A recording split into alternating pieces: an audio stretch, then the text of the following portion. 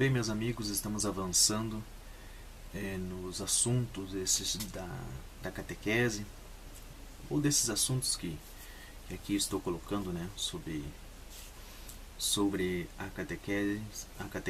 uma catequese preparada mais para os adultos, mais para os jovens, porque como disse já desde o início, apresento de uma forma resumida, que mais do que simplesmente entregar tudo, né, é fomentar a busca, fazer com que aquilo que não ficou satisfatoriamente compreendido possa aguçar a curiosidade e o interesse também para a leitura. E sempre é importante isso, né? Bem, nós vamos aqui ouvir o que neste quinto vídeo, que seria um quinto encontro, digamos assim, de catequese, o assunto sobre a profissão de fé. A profissão de fé, esse tema, a profissão de fé, igualmente o que aconteceu aos mandamentos de Deus, os mandamentos da Igreja, eu irei dividir em duas partes. Porque acredito que ele não gosta de fazer vídeos muito longos, né? Eu acho que hoje em dia nem todos gostam de assistir vídeos muito longos. Então aqueles que se dedicarem a assistir esse vídeo, eu não gostaria de enfadá-los muito, né? Então vou fazer uma primeira parte dessa profissão de fé e depois farei uma segunda parte, um outro vídeo com o restante. Bom, a profissão de fé, é claro que me baseio no Catecismo da Igreja Católica, e o Catecismo da Igreja Católica, ele divide este assunto, a profissão de fé, ou o símbolo da fé, também chamado assim, em três partes, né? Ou três capítulos. Essa profissão de fé está na segunda seção do Catecismo. Ele divide a profissão de fé em primeiro capítulo, creio em Deus Pai. Segundo capítulo, creio em Jesus Cristo, Filho único de Deus. E um terceiro capítulo, creio no Espírito Santo. Parece inevitável aqui a gente resumir como que uma estrutura baseada na Santíssima Trindade, né? Claro, é isso. Pai, Filho e Espírito Santo. O compêndio da Igreja Católica também vai seguir o mesmo esquema, né? Nesses três capítulos na segunda sessão. Pois bem, nós vamos então falar agora no início deste primeiro capítulo. Creio em Deus Pai. E nesse creio em Deus Pai, nós vamos citando os artigos da nossa profissão de fé. Antes de iniciarmos propriamente nos artigos, eu sempre achei interessante lembrar uma coisa que eu aprendi. Que, diferentemente das outras orações, como o Pai Nosso, o Ave Maria, o Santo Anjo, a profissão de fé, o chamado credo ou creio, ele não é uma oração propriamente dita, ele é na verdade um testemunho. Por isso uma profissão, né? Uma profissão de fé. É como você publicamente pegar um documento na mão, onde você mesmo redigiu com as tuas palavras, e publicamente falar em voz alta e depois assinar. Dizendo, isso aqui tudo é meu pensamento. Isso aqui tudo é o que eu acredito. É tudo que eu vou fazer. Primeiro, creio em Deus Pai, Todo-Poderoso, Criador do céu e da terra. Conforme o Catecismo da Igreja Católica, no seu parágrafo 199, creio em Deus Pai, nos diz, essa primeira afirmação da profissão de fé é também a mais fundamental. O símbolo inteiro fala de Deus, que não poderia ser diferente. E se fala também do homem e do mundo, como consequência necessária de Deus. Falo pela relação que eles têm com Deus mesmo. Por isso eu falei da consequência necessária. Os artigos do credo dependem todos do primeiro. Todo o resto depende do início. Os demais artigos nos fazem conhecer melhor a Deus tal como se revelou progressivamente aos homens. Os fiéis fazem primeiro profissão de crer em Deus, para depois o resto. É como o nosso primeiro passo para realmente agir como cristãos no mundo é, vamos aqui professar a nossa fé no que acreditamos, para deixar tudo claro, para que nada nos atrapalhe ou atrapalhe os outros de nos compreender. É isso aqui, né? Então a profissão de fé ela depende desse primeiro artigo: creio em Deus Pai Todo-Poderoso, Criador do céu e da terra. Ponto. Isso é o que o católico cristão crê, em primeiro lugar. O creio niceno constantinopolitano, ele inicia-se com as palavras credo in unum Deum, creio em um só Deus. Essa afirmação é muito importante. Foi no passado muito importante e continua sendo muito importante para um bom início do conhecimento de Deus. Saber que Ele é um só e garantindo a sua unicidade, garantia de que não podemos mais pensar na existência de outros deuses, a não ser um único ser existente, poderoso, supremo. Esta afirmação exige uma reflexão profunda para que seja aceita por nós. Por que só pode existir um Deus? Já pensamos nisso? Por que só pode existir um Deus? Qual é o problema em se aceitar vários deuses, ou que seja dois deuses? A questão gira em torno do próprio conceito de Deus. Um Deus, por definição, é aquele que carrega em si todos os atributos exclusivos, pois, teoricamente, está em grau muito elevado em todas as qualidades do que o resto do mundo, visível e também o invisível. Ou seja, é um ser existente que carrega todas as qualidades de modo perfeitíssimo. É uma definição de Deus. Um Deus é assim. Portanto, não pode haver alguém igual ou com alguma característica mais elevada do que o Deus existente. É por esse motivo, basicamente, que não se consegue intelectualmente aceitar vários deuses, ou dois deuses, como eu disse, né? Somente um Deus deve existir para carregar em si toda a perfeição em grau máximo, toda beleza, toda verdade, toda bondade, atributos perfeitíssimos de Deus. Bem, acho que isso não é tão difícil de aceitar, né, se nós pararmos para pensar. É impossível aceitar que um Deus perfeitíssimo exista ao lado de outro Deus perfeitíssimo, pois senão, diante de duas perfeições, existiria sempre uma rivalidade. Existe sempre uma rivalidade, não existe uma equidade perfeita entre esses dois perfeitíssimos. Porque vai pensar, como é que você vai medir, como é que você vai nomear que seja um dos dois? Deuses 1 e deuses 2? Tá, mas o Deus 2 significa estar em segundo lugar? Mas como você mediria esse segundo lugar?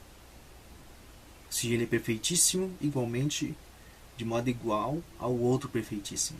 Então é por isso que não existe essa possibilidade de haver dois deuses. Apenas um. A revelação divina nos faz conhecer que o único Deus se manifesta em três pessoas. o Pai, o Filho e o Espírito Santo. Bem, isso é falar da Trindade Santa, né? Iremos falar mais tarde, eu irei, né, falar mais tarde também, de modo mais dedicado sobre esse assunto, né, sobre a Trindade. Aqui somente vamos citá-la por conta do credo. 3 pessoas, o Pai, o Filho e o Espírito Santo. O primeiro artigo do credo nos fala do Pai, Criador do céu, da terra e do ser humano. Então, o céu e a terra, a catequese sobre a criação, se reveste de uma importância capital para nós cristãos. Ela diz respeito aos próprios fundamentos da vida cristã, e humana e cristã, pois explica a resposta da fé cristã à pergunta elementar feita pelos homens de todas as épocas: de onde viemos? Para onde vamos? Qual é a nossa origem? Qual é o nosso fim? De onde vem e para onde vai tudo o que existe? As duas questões, a da origem e a do fim, são inseparáveis. São decisivas para o sentido e para a orientação de nossa vida e de nosso agir também. Isso são citações do Catecismo da Igreja Católica, no seu parágrafo 282. Mesmo que a inteligência humana continue a buscar as origens do mundo, a ciência continue a buscar as origens do mundo como continuam fazendo, sempre será incapaz de separar Deus do início do mundo material. De fato, muitos cientistas teorizam, fazem muitas pesquisas a respeito da origem do mundo e do universo, mas a prepotência humana sempre terá seu limite. A necessidade de um ente superior para a criação do mundo, do céu e da terra, sempre haverá. A revelação contida no livro do Gênesis é definitiva no sentido de ensinar ao homem, e isso aqui é um detalhe importante, a revelação contida no livro do Gênesis é definitiva no sentido de ensinar ao homem que tudo teve seu início na mente divina. E que tudo passou somente da não existência para a existência por um ato do pensamento de Deus. É algo que é, na verdade, quase impossível encaixarmos perfeitamente no nosso esquema mental, na nossa mente.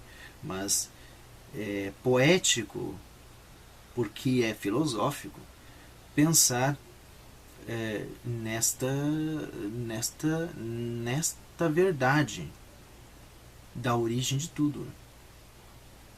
Ou seja, tudo passou da não existência por um pensamento do divino para a existência.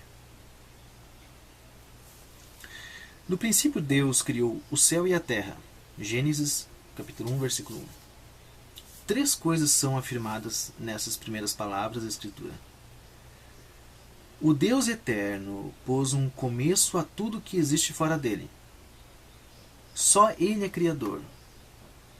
O verbo criar, em hebraico, bará, sempre tem como sujeito a Deus. Tudo o que existe, expresso pela fórmula o céu e a terra, por exemplo, depende daquele que lhe dá o ser. Que lhe dá o ser. Ou seja, Deus, por conta do verbo. Outro ponto. O homem. Deus criou o homem à sua imagem. A imagem de Deus o criou. Homem e mulher o criou. Gênesis capítulo 1, versículo 27. O homem ocupa um lugar único na criação. Ele é a imagem de Deus. Em sua própria natureza, une o mundo espiritual e o mundo material. E é criado homem e mulher. Deus o estabeleceu em sua amizade. Catecismo da Igreja Católica, 355. Diz o compêndio do Catecismo da Igreja Católica, no seu parágrafo, na sua pergunta 64, que o homem é o cume da criação visível, porquanto é criado à imagem e semelhança de Deus. Isso significa que o homem, que o ser humano, né, quando o Catecismo fala homem, ele está falando do homem e mulher, evidentemente, né? Que o ser humano, ele é criado com a capacidade de conhecer e amar na liberdade o próprio Criador. Conhecer e amar na sua liberdade o próprio Criador. O ser humano é composto de uma alma imortal e um corpo mortal. E nesse sentido é que une em si o mundo visível e o invisível. As pessoas, de modo geral, acabam numa sociedade assim pouco formada, acabam deixando de lado esta consciência de que cada indivíduo é um ser material e um ser imaterial por conta da alma imortal que existe em cada um. Diz o Gênesis que Deus não criou somente um homem varão, criou também a mulher para ser-lhe companheira, no sentido de que formem uma unidade visível do amor de Deus. Com esta capacidade de conhecer a Deus e amá-lo, Deus estabeleceu uma amizade singular com o ser humano, que supera em grau e em relação o resto da criação. É por isso que o ser humano está no topo da criação. Por conta dessa capacidade de união com Deus, que ao resto da criação não é possível, a não ser pela origem primitiva da onde saiu, do pensamento divino, e não pela relação que ele pode ter com Deus. Um outro ponto, a queda do ser humano, que também está expressa na profissão de fé. O pecado presente na história do homem é um sinal indelével, um sinal que é difícil de apagar. Difícil de apagar porque carregamos as suas consequências, não que realmente não seja apagável, né? Melhor dizendo. O pecado está sempre presente na história do homem. Tal realidade só se esclarece plenamente à luz da revelação divina e, sobretudo, à luz de Cristo, Salvador universal, que fez superabundar a graça onde abundou o pecado. Compêndio do Catecismo da Igreja Católica, número 73. O primeiro pecado do homem, do ser humano. O homem, tentado pelo diabo, deixou apagar no seu coração a confiança em relação ao seu Criador. E desobedecendo-lhe, quis tornar-se como Deus. Sem Deus e não segundo Deus. Gênesis capítulo 3, versículo 5. Assim, Adão e Eva perderam imediatamente para si e para todos os seus descendentes a graça da santidade e da justiça originais. Compêndio do Catecismo da Igreja Católica, número 75. O pecado original, falando exatamente sobre ele, no qual todos os homens nascem, é o estado de privação da santidade. Privação da santidade e das justiças originais. Da justiça original. Isso que falava o compêndio do Catecismo da Igreja Católica no seu número 75. É um pecado por nós contraído e não cometido. É engraçado que É justamente isso que muitos jovens, muitas crianças, muitos adolescentes se perguntam quando na catequese se faz esta explicação. Mas não fui eu que cometi esse pecado. Como eu nasci com pecado? Mas o pecado não fomos nós que cometemos, nós apenas contraímos uma consequência desse primeiro pecado, que foi, na verdade, definitivo para a queda. Então é um pecado contraído, não um pecado cometido.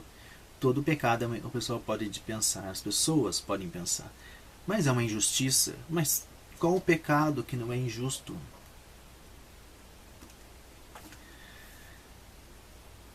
É uma condição de nascimento e não um ato pessoal. Por causa da unidade de origem de todos os homens, homens e mulheres, evidentemente, ele transmite-se aos descendentes de Adão com a natureza humana.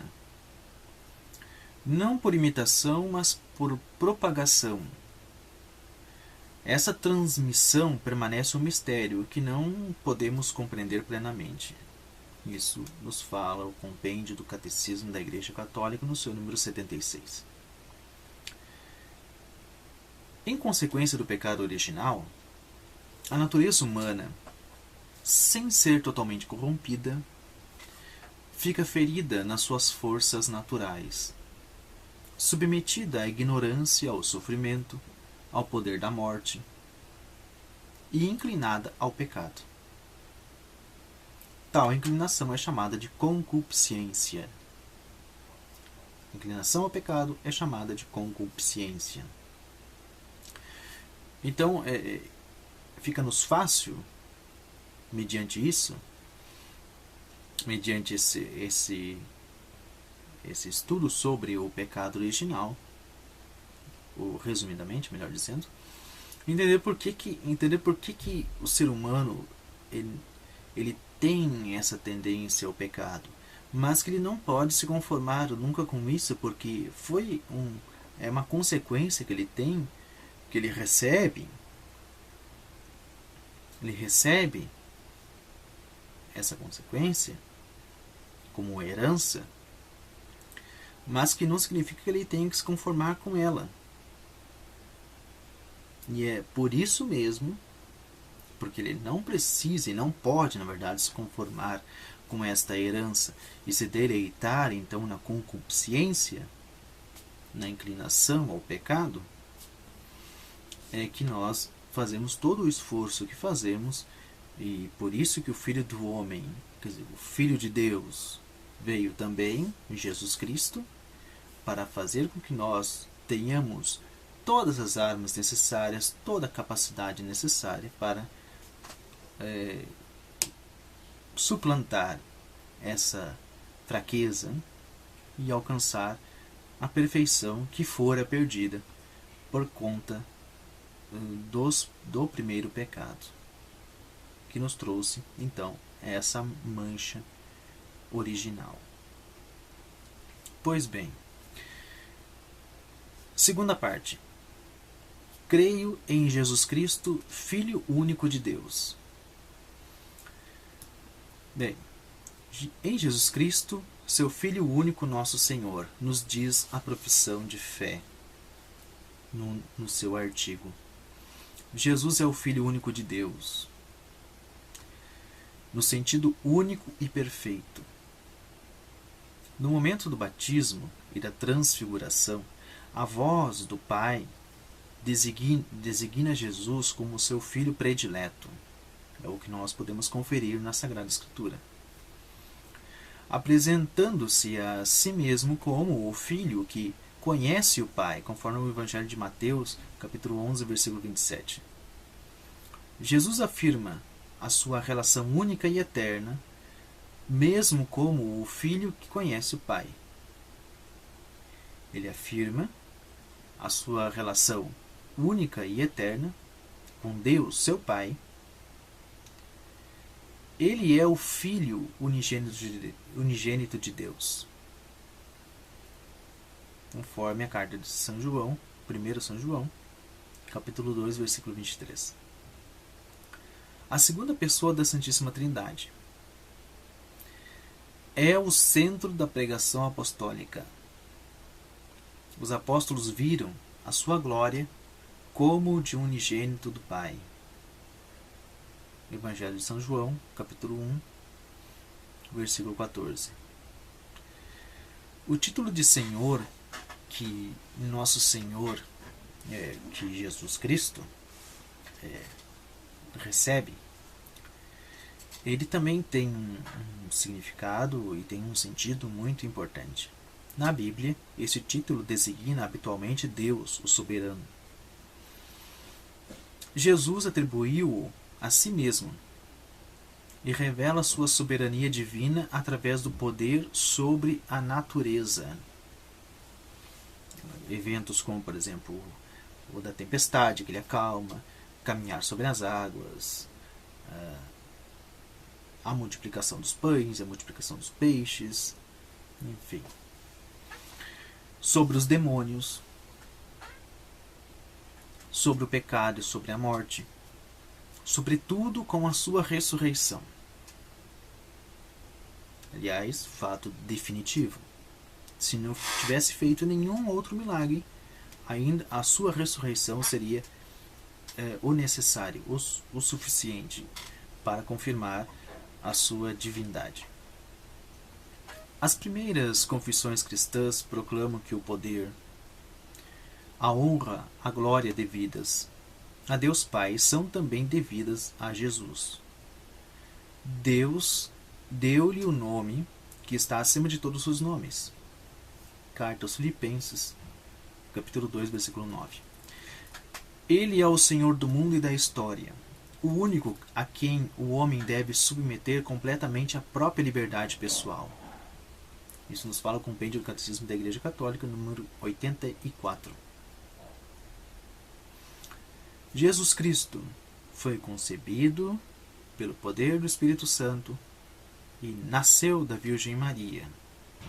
O Filho de Deus encarnou no seio da Virgem Maria pelo poder do Espírito Santo. E aqui uma ideia que precisa ser muito fixa e muito clara na mente de todo cristão católico. Ele encarnou no seio da Virgem Maria pelo poder do Espírito Santo por causa de nós e para a nossa salvação. Ou seja, para nos reconciliar a nós, pecadores, com Deus, para nos fazer conhecer o seu amor infinito, para ser o nosso modelo de santidade, para nos tornar participantes da natureza divina. A segunda carta de Pedro, capítulo 1, versículo 4. Por que eu digo que isso é importante? Porque aqui, só nesse artigo da fé, trata de diversos pontos que muitas vezes, como os católicos, os cristãos, os batizados, não têm bem claro, acabam se deixando levar por contrariedades de outras pessoas que não conhecem a fé. Jesus Cristo foi concebido pelo poder do Espírito Santo. Jesus Cristo, segunda pessoa da Santíssima Trindade, Espírito Santo, terceira pessoa da Santíssima Trindade, mas o mesmo Deus. Ele foi concebido pelo poder do Espírito Santo no seio da Virgem Maria e nasceu da Virgem Maria por causa disso. A Igreja chama encarnação ao mistério da admirável união da natureza divina e da natureza humana na única pessoa divina do Verbo. Verbo, a palavra verbo é palavra. Verbo com letra maiúscula se refere a Jesus Cristo. Para realizar a nossa salvação, o Filho de Deus fez-se carne, João, capítulo 1, 14, tornando-se verdadeiramente homem.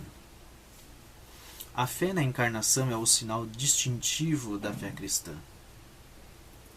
A fé na encarnação é sinal do cristão católico, não do espírita. Por exemplo, tem outras religiões também, mas De maneira especial, a gente sempre cita o Espiritismo, que não reconhece a, a ressurreição e também coloca em xeque a encarnação, por esse motivo. Jesus é inseparavelmente verdadeiro Deus e verdadeiro homem, na unidade de sua pessoa divina. Ele, o Filho de Deus, que é gerado, não criado, consubstancial ao Pai, diz o creio niceno constantinopolitano, fez-se verdadeiramente o homem, nosso irmão, sem com isto deixar de ser Deus, nosso Senhor. Deus escolheu gratuitamente Maria, de modo gratuito, porque quis. Escolheu a Maria desde toda a eternidade, no seu pensamento, que é divino, eterno, atemporal, onipotente, onipresente, para que fosse a mãe de seu Filho, Jesus Cristo. Para cumprir tal missão, foi concebida imaculada. Ora, se Deus pode permitir que os seres humanos nasçam com a herança maldita do pecado original, ele tem poder, e se é Deus perfeitíssimo, ele pode fazer com que uma pessoa ou muitas pessoas nasçam sem a mancha do pecado original. É Deus. Tudo lhe é permitido e tudo lhe é podido. Por isso,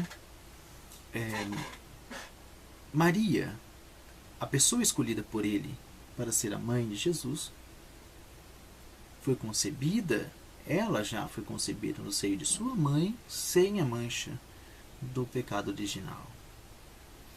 Por isso, imaculada desde a concepção. Imaculada conceição, imaculada desde a sua conceição. Isso significa que, pela graça de Deus, e em previsão dos méritos de Jesus Cristo, porque ela ia ser mãe do Filho de Deus, pelos méritos que ela então já recebeu, digamos, de crédito, porque foi escolhida para ser a mãe de Deus, Maria foi preservada do pecado original desde a sua concepção. Compêndio do Catecismo da Igreja Católica, número 96. Jesus Cristo padeceu sob Pôncio Pilatos, foi crucificado, morto e sepultado. Bem, aqui temos algumas coisas. O mistério pascal de Jesus, que compreende a sua paixão, morte, ressurreição e glorificação, está no centro da fé cristã. Porque o desígnio salvífico de Deus se realizou uma vez por todas com a morte redentora de seu Filho Jesus Cristo. Jesus foi sentenciado porque alguns chefes de Israel acusaram Jesus de agir contra a lei, contra o templo de Jerusalém, e em particular contra a fé no Deus único, porque ele se proclamava Filho de Deus. Por isso o entregaram a Pilatos para que o condenasse à morte, visto que eles não poderiam fazer isto por si, porque a região estava sob o domínio de Roma. Então, para condenar alguém à morte, era preciso que Roma o fizesse isso. Quem é o responsável pela morte de Jesus, então? A paixão e a morte de Jesus não podem ser imputados indistintamente, nem a todos os judeus que estão vivos, nem aos outros judeus que depois viveram no tempo e no espaço. Cada pecador, na verdade, isto é, cada homem, cada mulher, é realmente causa e instrumento dos sofrimentos do Redentor.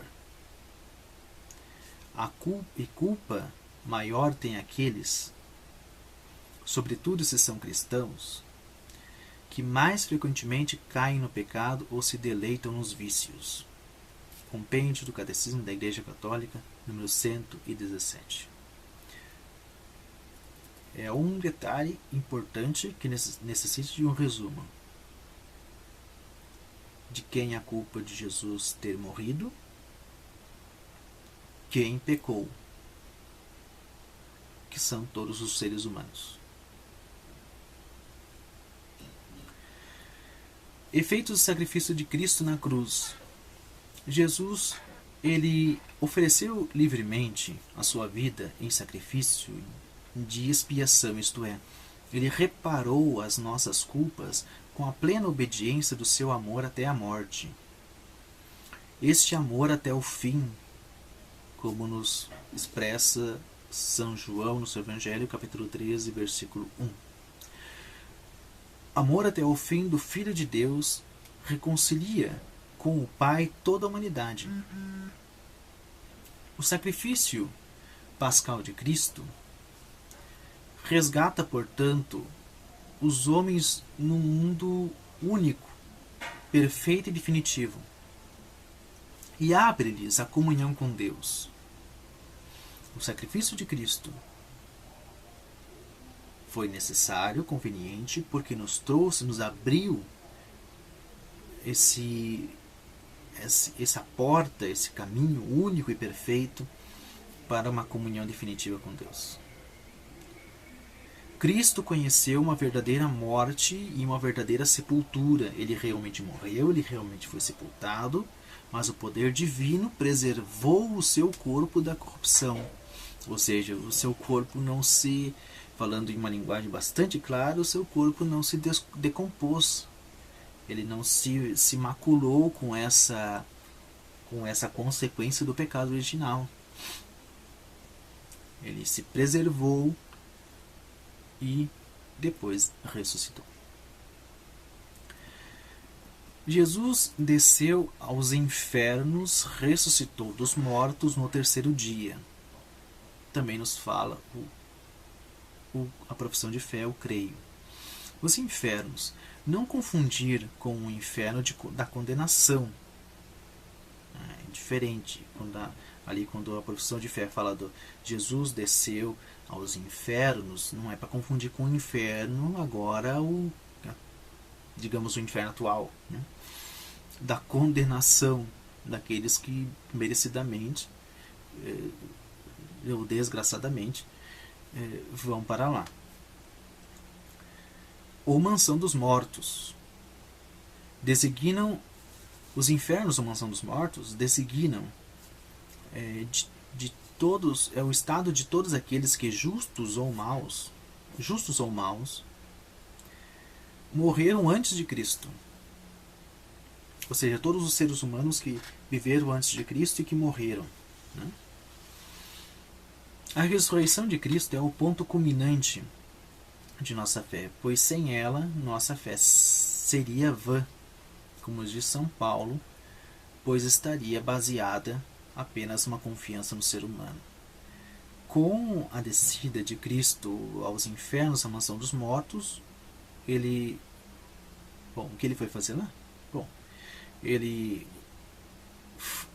resgatou todos os justos, os santos que estavam lá.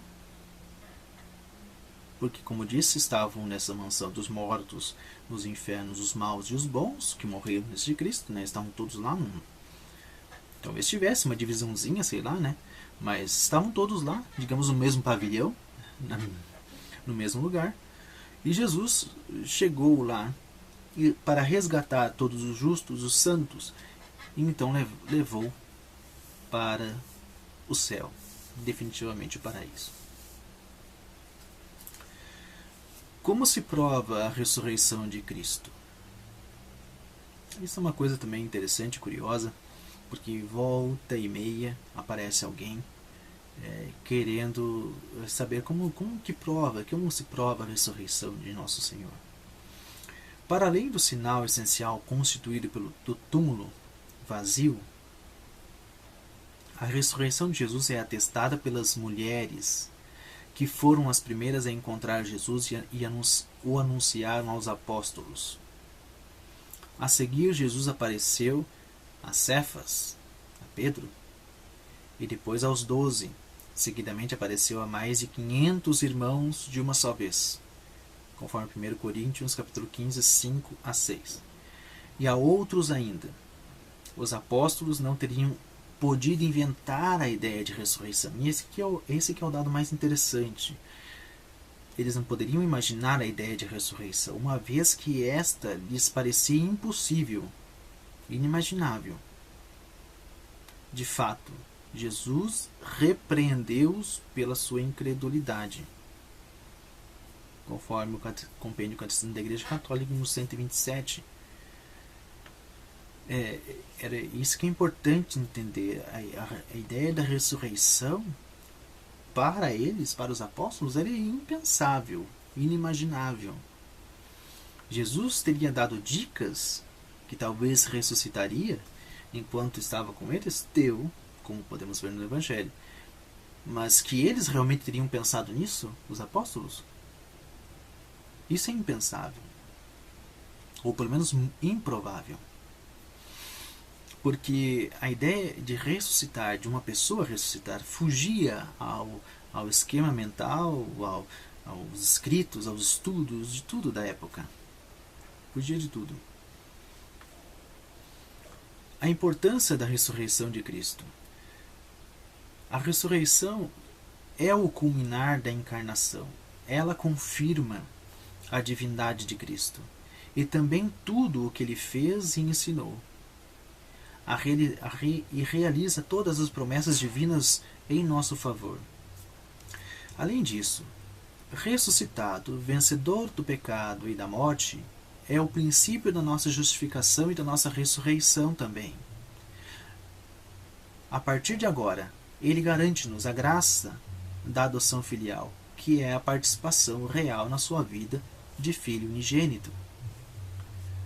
Depois, no final dos tempos, ele ressuscitará o nosso corpo, nos diz o Compêndio do Catecismo. A ressurreição de Cristo, ela é o pilar principal da fé cristã católica.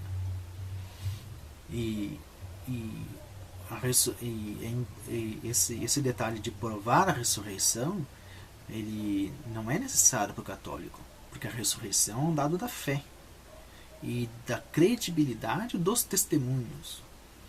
É o testemunho dos apóstolos, das mulheres dos apóstolos, e é a própria ideia, o próprio contexto histórico do momento que tira qualquer possibilidade de que essa ideia teria sido inventada e combinada com tantas pessoas, e nenhuma delas se contradisse. Então, seria impossível, impensável que uma ideia tão absurda como uma ressurreição teria tido tantas pessoas falando do mesmo jeito, da mesma coisa, com os mesmos detalhes, sem haver contradição. Bem, de onde virá julgar os vivos e os mortos nos dias por fim? Essa parte do creio, da profissão de fé, que nos fala da fé em Jesus Cristo.